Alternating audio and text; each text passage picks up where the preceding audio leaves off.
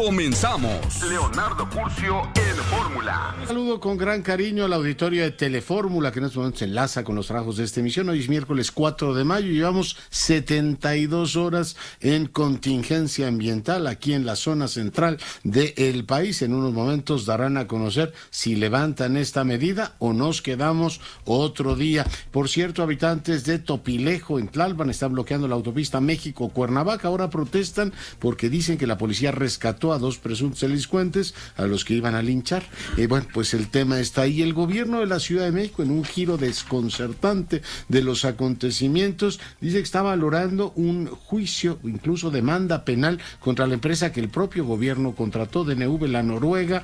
Dice que está enviando un documento tendencioso y falso. No dieron a conocer el documento, pero esto es lo que adelantó hoy la jefa de gobierno. El PAN le pide hacer público el dictamen y bueno, pues estamos pendientes de lo que ocurra, un tema de enorme trascendencia aquí en la capital. Se presenta el plan contra la inflación para estabilizar el precio de 24 productos de la canasta básica. Hace un momento platicábamos con el subsecretario Llorio y nos dio pues los detalles fundamentales: gasolina, incrementar la producción de granos, la reserva estratégica. Todo esto tiene que ver con la parte de la oferta, seguridad, la carta aporte. Van a eximir a los autotransportistas de llevarla para los que lleven granos, ferrocarriles, peajes, abrir importaciones y 24 productos. En un momento más profundizamos sobre este tema. Por cierto, hoy fue la primera intervención en la conferencia mañanera del secretario de Hacienda, Rogelio Ramírez de la O. La secretaria Cloutier dice que los primeros efectos se pueden empezar a ver en 15 días, un mes. Hace un momentito me decía Llorio que la suavización de los precios de las gasolinas ha impedido que la inflación suba más allá de los niveles que hoy tenemos. En más información, Rubén Moreira reitera lo que ya habían dicho los dirigentes de los partidos: la reforma electoral será rechazada por la oposición. Hoy consejeros presidentes del INE, Leonardo Valdés, José Woldenberg, bueno, pues entre otros, Luis Carlos Ugalde, dijeron que era pues una reforma peligrosa, que podía plantearnos una regresión autoritaria. Fiscalías del Estado de México buscan a responsables del ataque de anoche en las instalaciones de la Fiscalía Regional de Sultepec. Hace 10 años murió el expresidente Miguel de la Madrid. Hoy le están realizando un homenaje. En un momento más me voy a enlazar con Enrique de la Madrid. Blinken da positivo, tiene COVID y tiemblan Marcelo Ebrard por un lado y por el otro Biden, que ya ve que le está llegando cerca el tiroteo, ¿no? Hace unos días su vicepresidenta, ahora el titular del Departamento de Estado, Marcelo Ebrard, dice que se hizo una prueba y espera el resultado de la PCR. ¿Me permite, digamos, una brevísima pausa? Regresamos en un instante. Seguimos con la información. Le decía que hoy Blinken informó que dio positivo a COVID y deben de estar preocupados. Le decía yo, Biden, por un lado, su vicepresidenta y su titular del Departamento de Estado, Marcelo Ebrard, y le pregunto ahora a nuestro embajador ante los Estados Unidos, Esteban Moctezuma, si estuvo también ayer con Blinken. Embajador, sea usted bienvenido. ¿Cómo estás, Leonardo? Sí, estuvimos el día de ayer en la reunión. Fue una reunión muy importante y obviamente ya me hice la prueba del antígeno, salí negativo, pero todavía mañana quiero volverme a hacer tanto la prueba del antígeno como la de PCR para estar totalmente seguros. Y además pues cancelé una reunión que tenía con algunas personas para no estar expuesto, pero estoy seguro que vamos a estar bien. Me alegro. Sí, porque Estados Unidos ya quitó mascarillas, ¿no? Ya es todo abierto. Espero que todo siga bien. Las reuniones, ¿cómo transcurrieron? Cuéntele al auditorio que nos escuche y nos ve en todo el país, el embajador Moctezuma, ¿cómo están las relaciones? ¿A qué acuerdos se llegaron ayer? Pues mira, yo te podría decir, Leonardo, que las relaciones entre México y Estados Unidos gozan de cabal salud.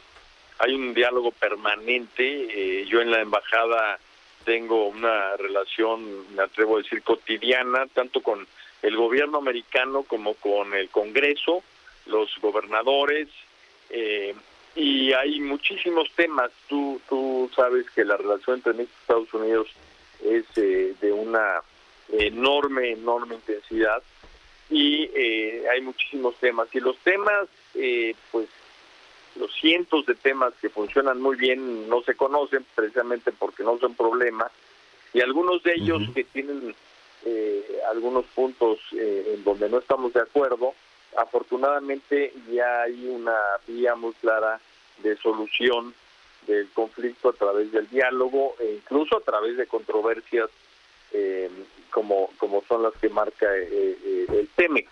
Entonces, el día de ayer estuvimos hablando fundamentalmente de la Cumbre de las Américas con el secretario Blinken, que va a reunir a todos los países del continente y va a ser una cumbre muy, muy importante. Nosotros en México queremos, y ha sido expresado el presidente López Obrador, crear lo que llamamos una región norteamericana, una Norteamérica entre Canadá, México y Estados Unidos muy fuerte, con una orientación humanista de su desarrollo y unida, pero que no nos quedemos en una burbuja entre los tres países, sino que incorporemos al desarrollo también a Centroamérica. Y por eso es que el canciller Ebrard propuso una reunión para analizar las diferentes experiencias de desarrollo que tiene México y Estados Unidos con respecto a Centroamérica después de la cumbre. Entonces, hay un diálogo muy interesante para poder trabajar con nuestros hermanos de Centroamérica, y curiosamente hoy también tuvimos una reunión con todos los embajadores de Centroamérica aquí en Salazar, y dos personas muy importantes del Departamento de Estado y de la Casa Blanca. Ya. Oiga, esta idea de la iniciativa para Centroamérica que se ha venido acariciando tiene efectivamente un capítulo, ¿no? Supongo que lo detonará también el presidente en su visita a Centroamérica para incrementar movilidad laboral y una intervención rápida, ¿no? Porque finalmente pues mucha gente se está moviendo de sus países. El efecto de la ola migratoria se está notando, embajador. Pues la migración está teniendo un comportamiento nuevo. En México jamás había recibido rusos, ucranianos, bueno, se puede explicar esto por la guerra, pero tampoco una ola tan grande de personas que vienen de Europa del Este, de África, de Asia. Entonces, pues estamos analizando con Estados Unidos esos flujos y viendo de qué manera podemos crear una migración que sea ordenada, que sea segura, que sea legal, aplicando cada quien sus leyes, pero al mismo tiempo pensando en que la crisis migratoria es algo que obliga a medidas emergentes, pero la verdadera solución está en el desarrollo de las personas. Entonces, quizás me atreva a decir que es la primera vez que tanto Estados Unidos como México voltean a ver que el desarrollo es lo más importante en la política migratoria, y es por ello que el presidente ha dicho que hay que tener una migración en donde la gente que quiera migrar lo haga porque lo desea y no por necesidad. México, además, Leonardo, es un dato bien interesante, jamás había sido un país de refugio, un país que busca el resto del mundo asilarse en México, y ahora el año pasado tuvimos 135,000 solicitudes de asilo. Eso habla también de otro cambio muy importante, en donde el resto del mundo quiere vivir en México porque pues les brinda mucho más y más seguridad de lo que ellos tienen en sus propios países. Claro. Es un tema interesante, el tema la intervención rápida, porque sí las oleadas se notan. Incluso hay algunos compatriotas que están efectivamente aprovechando la reapertura de fronteras y todo lo demás para moverse. El canciller insistió también en un tema, embajador Moctezuma, deme pistas de por dónde va esto, de una visión geopolítica más común o más afín. ¿A qué se refería el canciller con esto? No sé si hablaron de Rusia o de la geopolítica del hemisferio. ¿En qué hemos, digamos, hecho una visión más convergente con los vecinos? Mira, Leonardo, esto es algo muy interesante y tu auditorio seguramente le interesará el tema. Qué bueno que lo preguntas. Geopolíticamente ha habido cambios muy importantes en pocos meses. La primera llamada de atención es el COVID. El mundo se había organizado por intereses económicos. Entonces, ¿en dónde se producía más barato? ¿En dónde se producía de una manera más eficiente para las empresas? Pues era en China. Entonces, las empresas, sobre todo americanas y europeas, empezaron a producir todo en China. Ahora que vino el COVID, se interrumpió lo que llaman las cadenas de suministro, o sea, todo este surtimiento, ¿no?, de materias primas, de productos que necesitan las empresas americanas, se dejó de surtir precisamente por el COVID. Entonces, a ellos, al ver que se habían roto las cadenas de suministro, se dieron cuenta que tenían que traer la producción a América y en donde mejor que en México, en donde mejor que en Canadá. Entonces, la posibilidad de que México y Canadá precisamente fueran algo en donde hubiera una atención muy especial por parte de la inversión americana surgió después del COVID. Y la segunda llamada de atención fue la invasión rusa a Ucrania, porque esto también trajo muchos problemas en el terreno energético, trajo muchos problemas en el terreno de alimentos. Ucrania es uno de los mayores productores de granos en el mundo, y también se rompieron muchas cadenas de suministro. Entonces, en este momento, para Estados Unidos, México es estratégico, y obviamente para México, Estados Unidos, pues es el aliado natural. Y esto nos abre la oportunidad de fortalecer a Norteamérica, que es algo que en lo que el presidente pues lo comentó con el presidente Biden y con el primer ministro Trudeau cuando vinieron en noviembre los tres jefes de Estado a la cumbre de Norteamérica. Entonces, lo que podemos esperar para el futuro es eso, una región fuerte, una región unida, una región en donde no solo seamos socios, no solo seamos vecinos, sino que además seamos aliados. Oiga, el otro día me corregían, me decían, hay que aspirar no al ally shoring, que dicen en inglés, sino al friend shoring, y ya ser pues más que aliados y amigos. Le pregunto sobre la sensibilidad política. México ha condenado la invasión en Naciones Unidas, a la invasión rusa a Ucrania. En Naciones Unidas hemos tenido una postura inequívoca sobre el particular, pero ha sido un irritante este tema de que algunos diputados hicieran el grupo de amistad con Rusia. Le pregunto también si en la invitación o el planteamiento de México de que a la cumbre de Los Ángeles fueran Cuba, Nicaragua y Venezuela ha sido un irritante en la relación, o son posturas que entre socios se pueden plantear y si no pasan tan amigos, embajador Moctezuma. Esto último que dices es lo que sucede. México lo que dice, y con justa razón, es si vamos a hablar del continente tenemos que invitar a todos los miembros del continente, y si no estás de acuerdo con algún régimen, pues eso no quiere decir que no hables con ellos, que no te sientes en la mesa. Precisamente tener cerca a todo el continente. Mientras más margines tú a un país, lo estás invitando a ese otro lado, ¿no? Entonces, en este juego geopolítico, si queremos tener cerca a los países del continente, pues hay que precisamente acercarlos. Y esa es la tesis que ha expresado en México en público y en privado. Y obviamente no es algo que acepte Estados Unidos, y tiene todo su derecho también de invitar a su casa, porque el territorio americano va a ser en donde se lleva a cabo la cumbre. Tiene todo el derecho de invitar a quien quiera.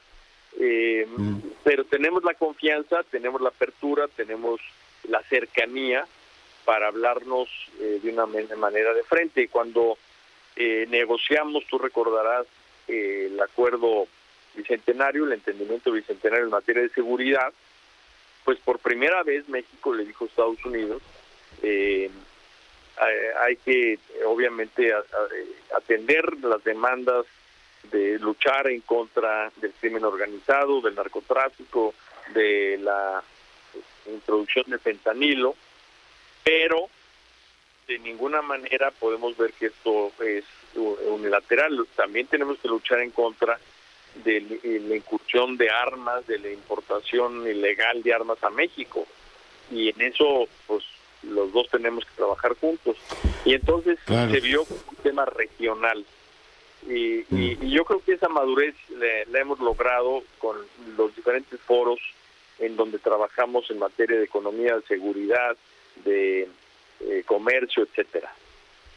Ya. Oiga, el tema Abbott ya es un asunto superado. Entiendo que ahí como que lo bypasearon por otra vía y la carga se va a mover por otro punto fronterizo, ¿o sigue siendo un elemento irritante, embajador? Bueno, obviamente ha tomado decisiones el gobernador que afectan a México, afectan a Estados Unidos, y me atrevo a decir que afectan más a Estados Unidos que a México, que no compartimos. Por otra parte, mezclar, digamos, el tema del comercio con el tema migratorio, el tema de fronterizo con el tema de seguridad, no es algo que te permita canónico, ¿no? Caminar, sobre todo caminar, porque lo que hemos logrado, y eso en este último año, la relación entre México y Estados Unidos se ha dado en términos muy hábiles, es que logramos alrededor de 8 diferentes foros, y cada uno ve su parte. Entonces, cuando tienes un problema en uno de ellos, si tienes un problema, por ejemplo, en materia de comercio, como lo tuvimos con las reglas de origen automotriz, no te contamina el otro foro que habla de seguridad, o no te contamina el de la producción, importación de frutas, verduras, aguacates, etcétera. No te contamina el tema cultural, ¿no? Entonces, si en cambio mezclas la migración con la seguridad, y mezclas la migración con la economía y con el comercio, pues entonces por un solo problema vas a contaminar toda la relación. Creo que es lo que esperemos que entienda el gobernador, y que pues desafortunadamente, como se dijo en su momento, vienen tiempos electorales y muchas decisiones no tienen otra lógica más que la electoral. Política. Sí, la electoral. Finalmente le pregunto, embajador, agradeciéndole mucho el tiempo, cumplimos 200 años de relación los dos países, supongo que tenemos un gran evento a fin de año, y además vamos a ser los anfitriones de la Cumbre de Líderes de América del Norte, no nos toca a nosotros. ¿Ya hay fechas para estos dos eventos? No hay fechas todavía, sabemos que es a fin de año, y son dos, en realidad son dos reuniones, la Cumbre de Líderes de Norteamérica y el High Level Economic Dialogue, que es el diálogo económico de alto nivel, que ahora también le corresponde a México, y ya estamos trabajando en la sustancia de ambos diálogos, y se están viendo agendas, pero seguramente será en el último cuatrimestre. Muy bien. Embajador Moctezuma, muy agradecido con usted. Con muchísimo gusto, Leonardo, te mando un fuerte abrazo y espero todo esté muy bien para ti, para tu familia, para todo el auditorio. Les mando un abrazo.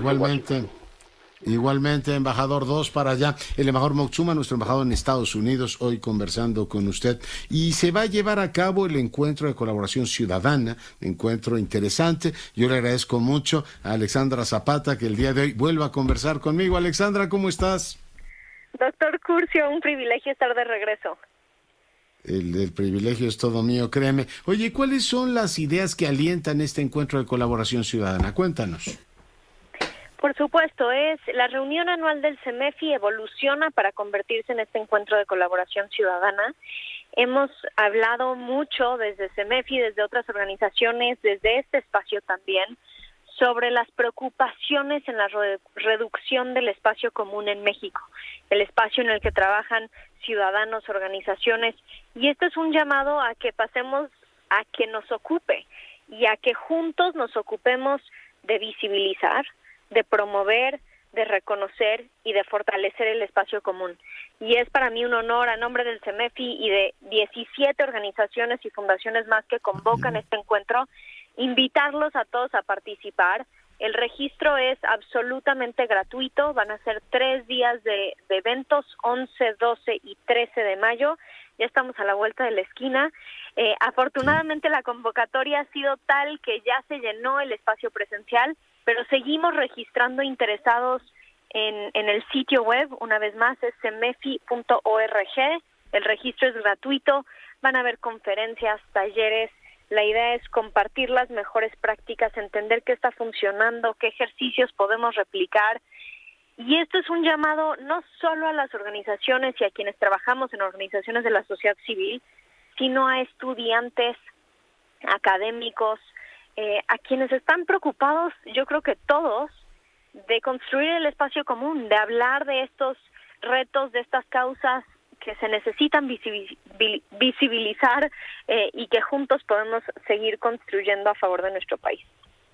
Ese es el hashtag, construir el espacio común. A mí esa reunión en CEMEFI, que ahora veo que efectivamente hay un grupo coordinador y que va a tener efectivamente, en el que participas tú, va a tener más integrantes, siempre me resultan sumamente ilustrativas porque descubro la cantidad de gente que hace cosas por los demás, lo cual me conmueve hasta extremos que no te puedo contar, Alexandra. Y por otro lado, valorar el enorme esfuerzo que el colectivo llamado sociedad civil hace por su país. Sin duda, y yo creo que somos muchos más los que participamos de alguna manera en lo público de lo que imaginamos. No son simplemente un grupo de organizaciones, somos millones de mexicanos. A ellos queremos convocar, a ellas, y que repliquemos, escuchemos y aprendamos juntos. De eso se tratan estos 3 días. Va a ser muy interactivo, unas conferencias agendadas que van a ser excepcionales. Y por supuesto, representatividad nacional de todos los rincones, de causas muy distintas, de quienes están trabajando a nivel macro, pero también quienes están en campo trabajando directamente con las poblaciones. Va a haber un poco de todo, entonces ojalá podamos seguir sumando registros. Es cemefi.org, va a estar fantástico. Muy bien, pues Alexandra, te agradezco mucho el enlace y mucho éxito. Ya platicaremos después de la reunión. Muchísimas gracias y nos encantará contarles un poco sobre cómo construimos el espacio común. El encuentro de colaboración ciudadana, ya le escuchó usted, el tema es construir efectivamente el espacio común. Gracias, Alexandra, y voy ahora con la doctora Domínguez. Doctora Domínguez Barbosa es nuestra especialista. Doctora Andrea, ¿cómo estás? Muy buenas noches, Leonardo, te saludo con el gusto de siempre a ti y a todo tu amable auditorio.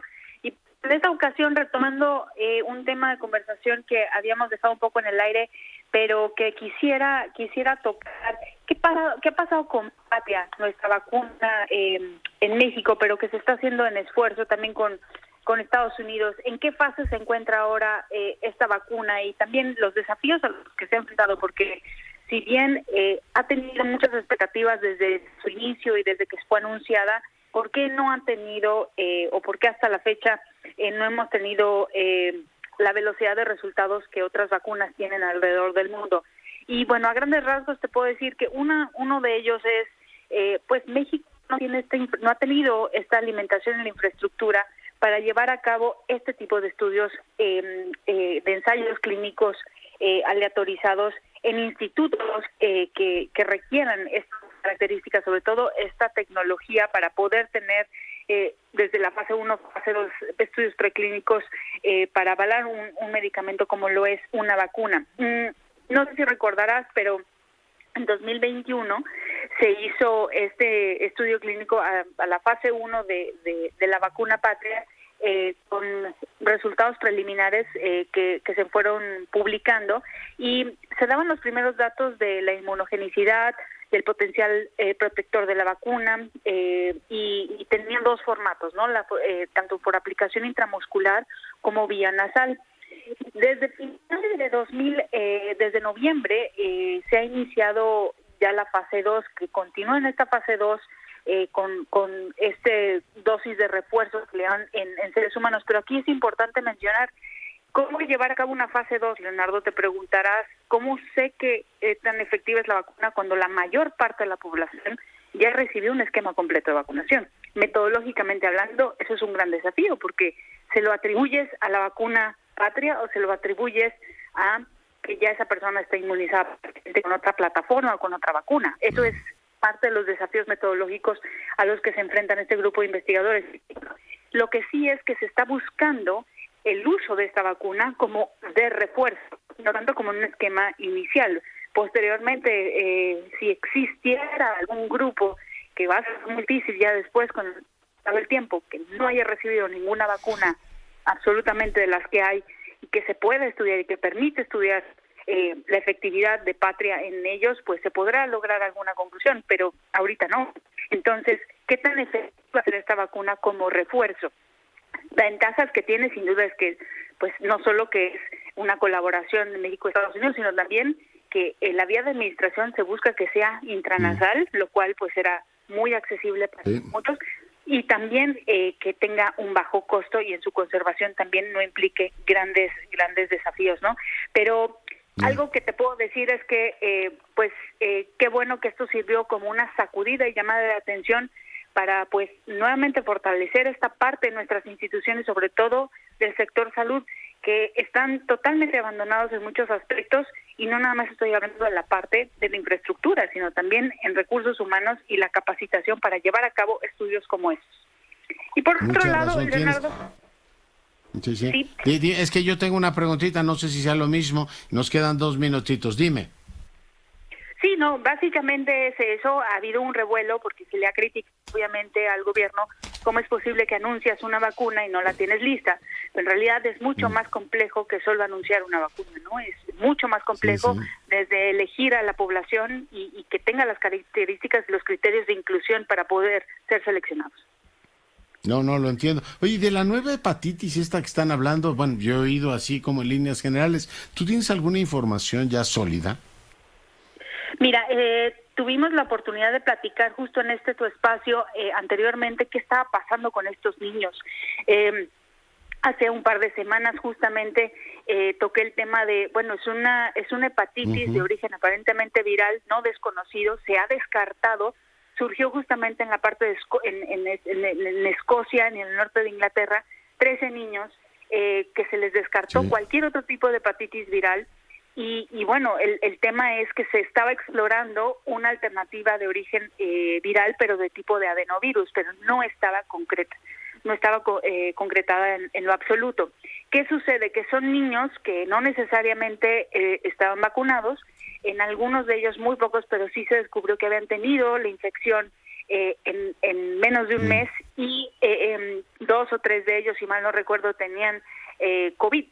Entonces, más allá de pensar que había sido por la vacuna, es qué relación pudiera existir con COVID-19, porque por supuesto está en el aire. Una de las teorías, según los infectólogos, grupo de infectólogos, es que pudiera ser una interacción entre el adenovirus y SARS-CoV-2, y bueno, ahorita lo que está preocupando es la letalidad, porque justamente ya se están muriendo. Eso oí recientemente que se empezaba, digamos, a manifestar así con una letalidad más fuerte. Pues doctora, muy agradecido contigo como siempre.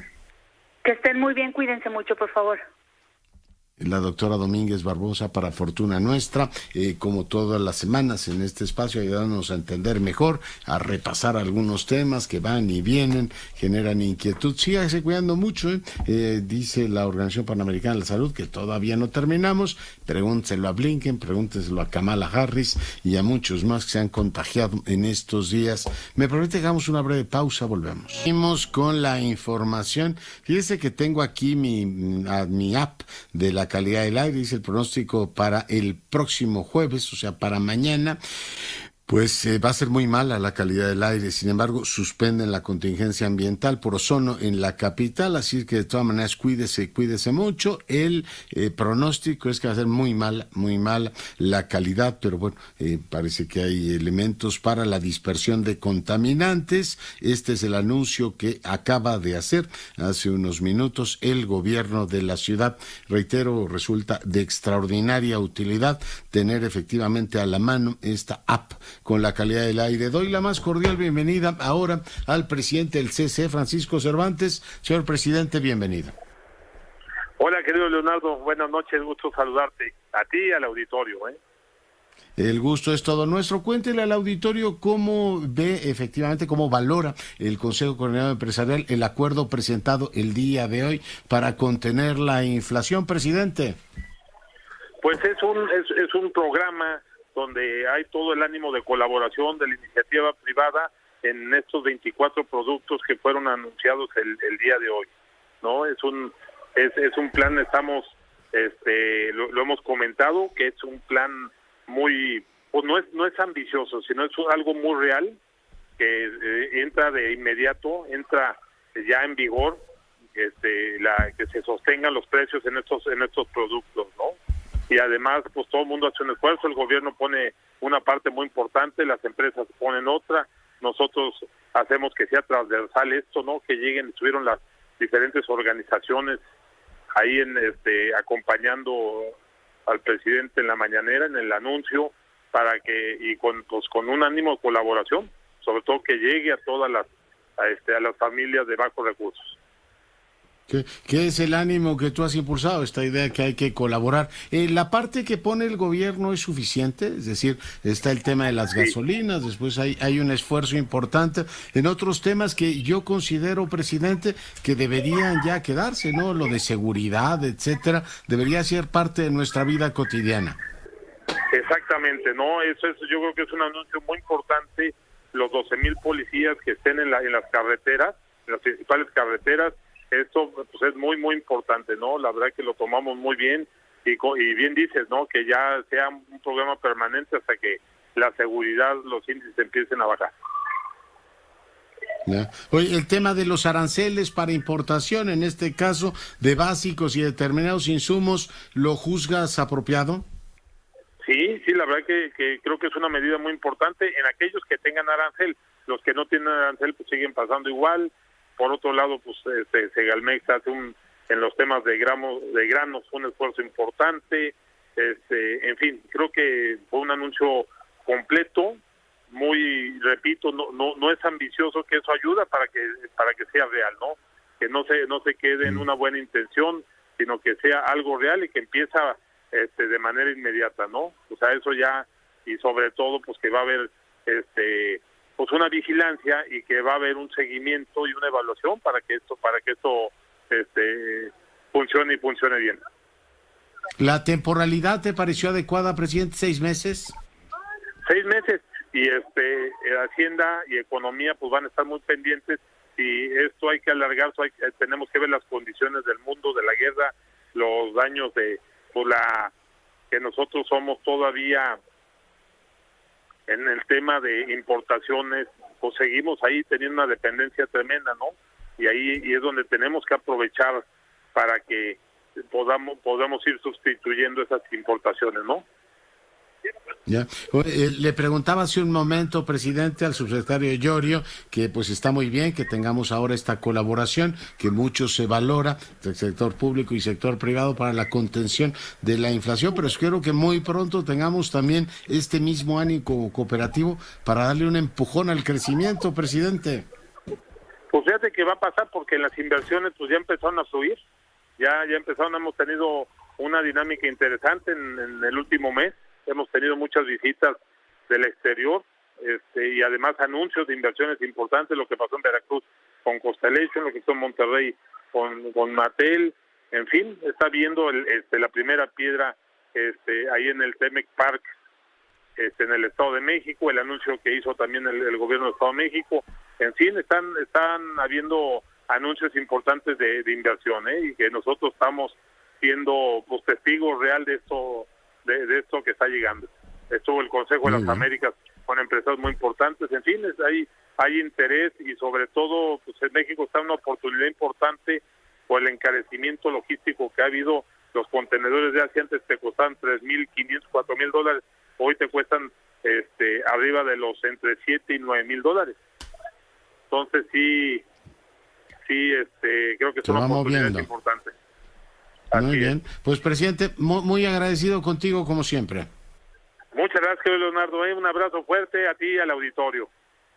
Igualmente, Francisco Cervantes, el presidente del CC, pues valorando lo que hoy se anunció, el gobierno dice que va a hacer una aportación de 1.4 del PIB. Hace un momento platicábamos con el subsecretario Llorio entre pues seguridad alimentaria, el tema del subsidio a la gasolina, el subsidio a la electricidad doméstica y varios puntos más. Pero bueno, vamos ahora a abrir un tema, otro argumento informativo. Me enlazo con Enrique de la Madrid, colaborador de este espacio, en un día muy especial. Mi querido Enrique, ¿cómo estás?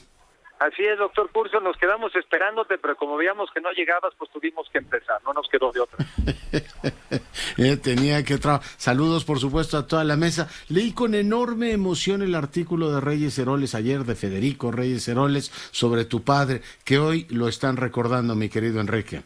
Así es, Leonardo, fíjate que el mes de abril, pero lo hicimos hasta ahora, se conmemoran los 10 años de haber fallecido nuestro papá, y pensamos que una manera de festejarlo era haciendo una página de internet con una serie de cápsulas informativas de qué fue esa administración, qué fue ese sexenio, cuáles fueron las crisis de las que había que salir. Hablamos de los temas de la inflación, de la devaluación, de la estatización de la banca. Pero ¿por qué lo hacemos?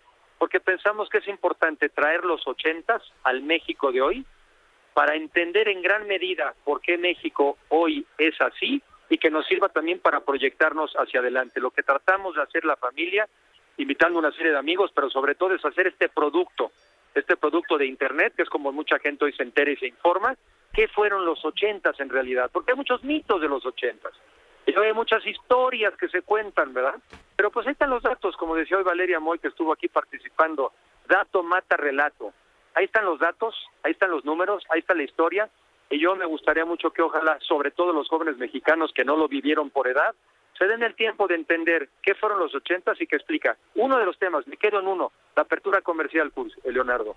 La apertura comercial en una crisis severísima en la que estaba México, entre otras cosas porque se pospuso la entrada de México al GATT en los años 70, ya fue en los 80s, concretamente en el 86, donde México entra a este Acuerdo General de Aranceles y de Tarifas, que es el antecedente de la Organización Mundial de Comercio, y que fue lo que dio lugar a que después firmáramos el Tratado de Libre Comercio en la administración posterior.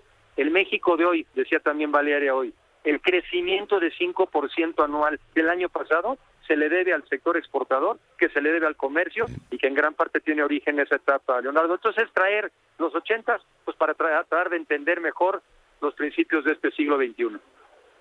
Yo creo que es muy interesante porque una buena parte, el dato mata relato, pero el relato pesa también mucho. Esta idea de que a partir del 82 este país empezó a entrar a un atardecer así particularmente nebuloso, y no explican que buena parte de lo que ocurrió entre el 82 y el 88 se explica en gran medida porque el modelo anterior se colapsó y dejó pues una ruina económica que hubo que empezar a ordenar. El primer programa fue un programa emergente, ¿no?, de reordenamiento económico, Enrique.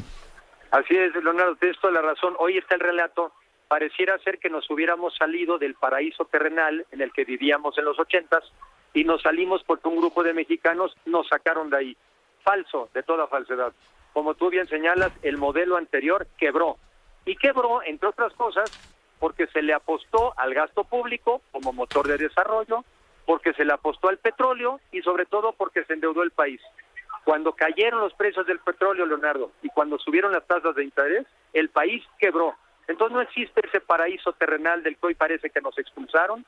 Más bien tuvimos que actuar con realismo, los mexicanos de ese entonces, y ojalá que los mexicanos de hoy también sepamos actuar con realismo, y estoy seguro que lo sabremos hacer.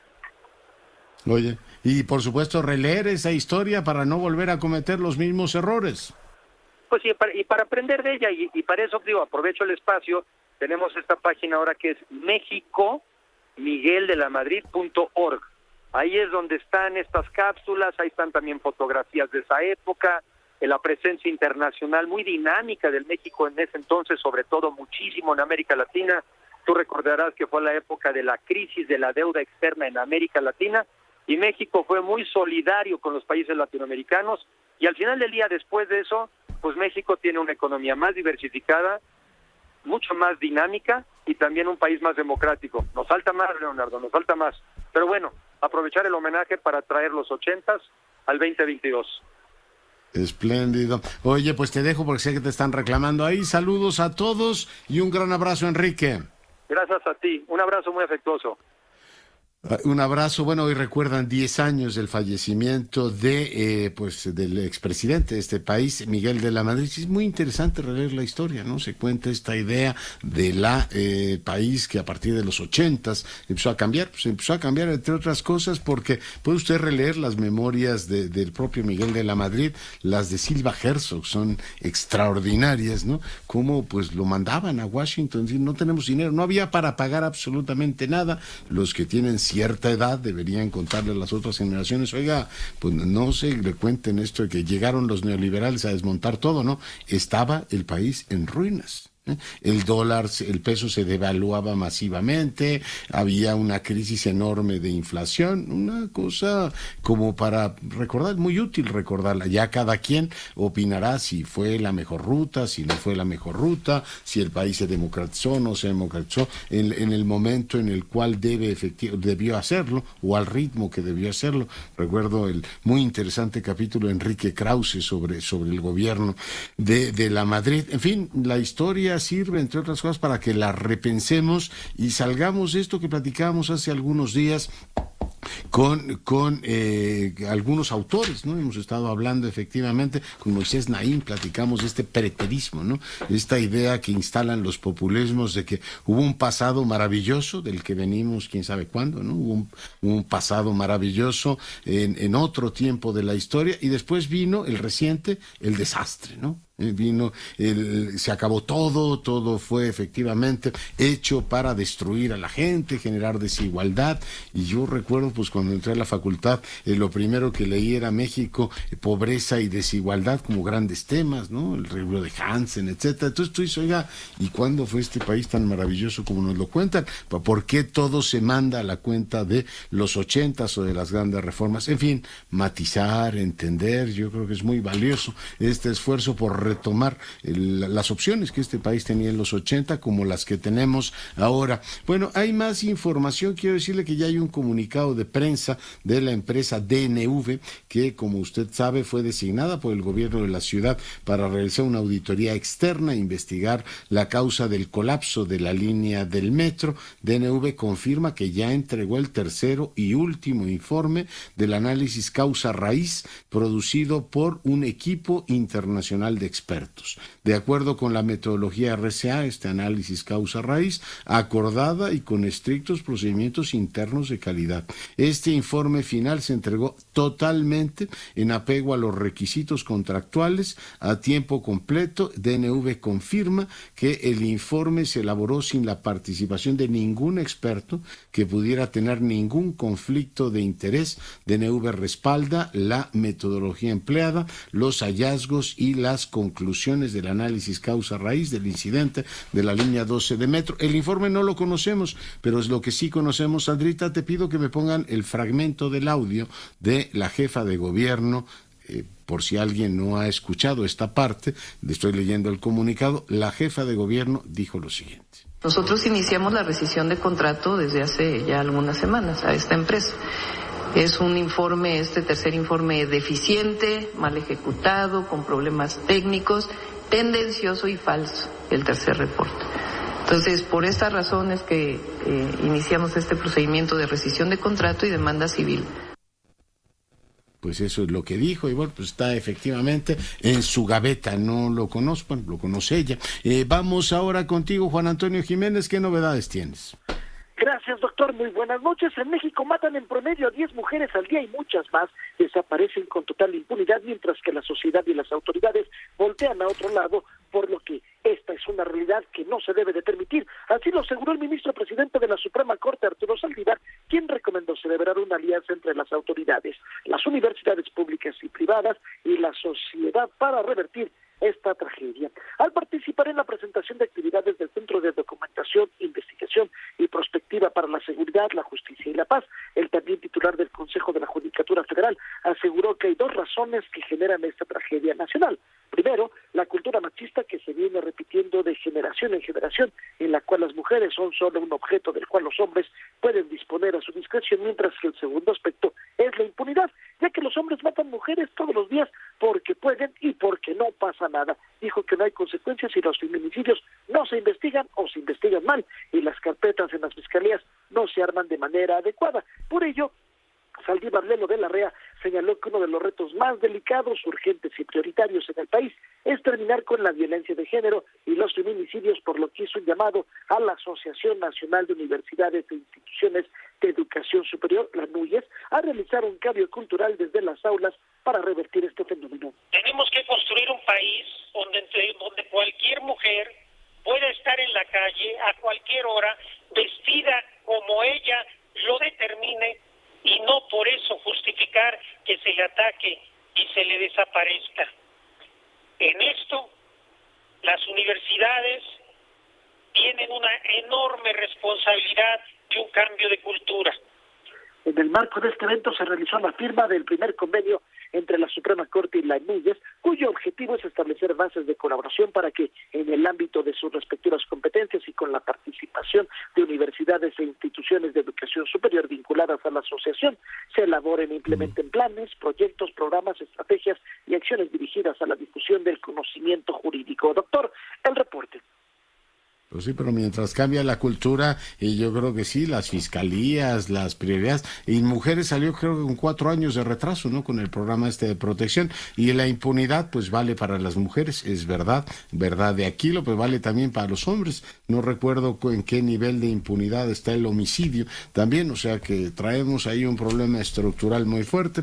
Lo de la cultura machista no lo discuto, pero sí, dicho en voz del presidente de la Suprema Corte de Justicia, se pone una temblar. Después, ya sabes que el presidente de pronto descalifica informes que vienen de fuera. Ahí está eso, lo diga el Saldívar o lo diga efectivamente el Parlamento Europeo. Ahí está el tema de la impunidad en el país, latiendo en el fondo de de la realidad mexicana, que a mi juicio debería ser la gran prioridad, pero aquí estamos más contentos hablando de reformas electorales y otras prioridades del gobierno. Te agradezco mucho el reporte y con esto nos vamos. Yo soy Leonardo Curcio, a nombre de todo el equipo le agradezco su compañía. Sigue nuestras frecuencias y sea rabiosamente feliz.